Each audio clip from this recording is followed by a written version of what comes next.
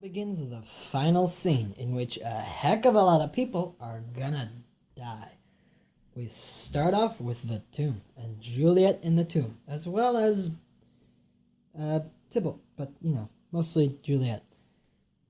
And so around comes Paris and his page, and Paris is like, "Well, I'm gonna pay a visit to Juliet's tomb, and I'm gonna do it every night for the rest of my okay, maybe not every night for the rest of my life, but Hey, you page, yeah? Keep a watch, okay. What was that? Well, that's a signal for when someone's coming. Oh. Wait, so someone's coming? Yeah. Oh, I'm gonna hide then. And so he hides.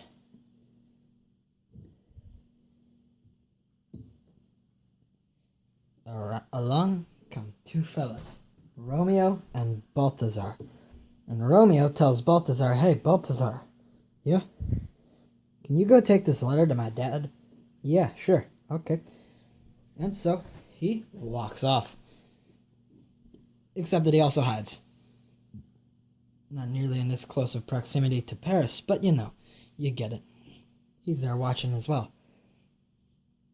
Romeo then goes to break into the tomb. And he actually breaks the door open, so he gets pretty far. And then along comes Paris, and he's like, "Hey, dude, what the heck is wrong with you? It's a tomb. What are you doing?"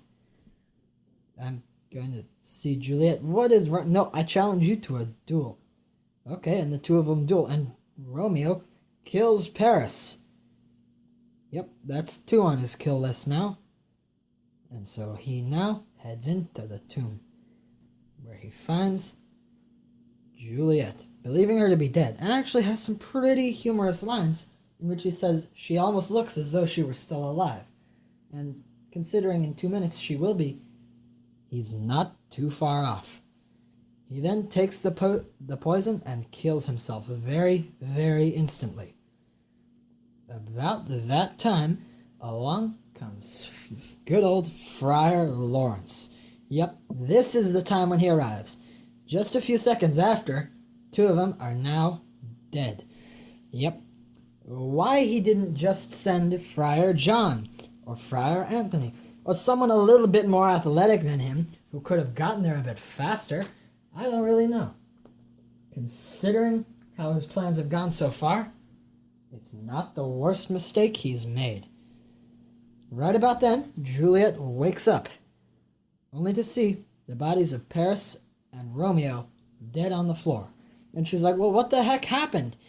And, well, Friar Lawrence, for once, does something right and explains to her what happened, then begging her to flee. He flees the moment he hears the watchman, and he's like, "I'm out of here," and he leaves. But Juliet doesn't. She goes over to Romeo, and she's like, "Well, there's no poison left on your lips. You got a knife, though," and she stabs herself, and now she's dead. For realsies. So now you got 3 more dead, just in a few seconds. And then in comes Paris.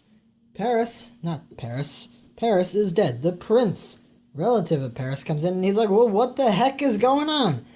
And along the way, his guards, the watchmen, get Friar Lawrence and Balthazar and kind of have them held basically under arrest now.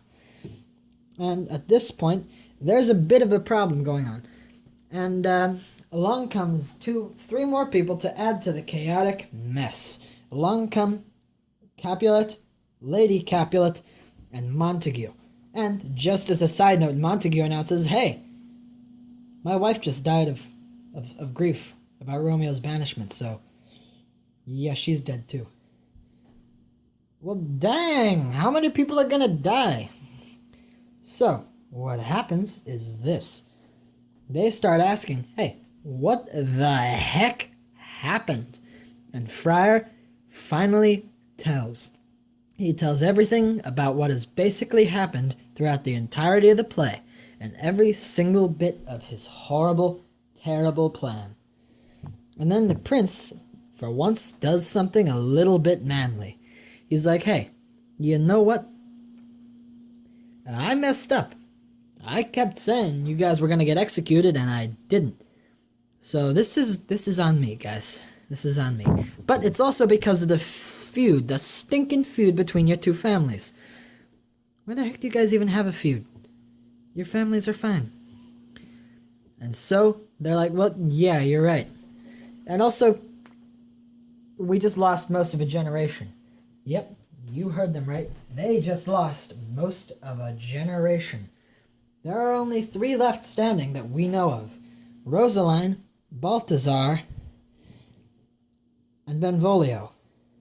Yep, these 3 are all that's left. Other than a few others, but, the main ones. The ones with names. And so, as a result of all of this, Capulet and Montague shake hands and make up for all the trouble, vowing to build statues of gold to the 2 lovers. Yep, that's the entirety of the story. And if you're disappointed and a bit depressed, congratulations! You've been following the plot. This was all brought to you by our good old friend, Billy Shakes.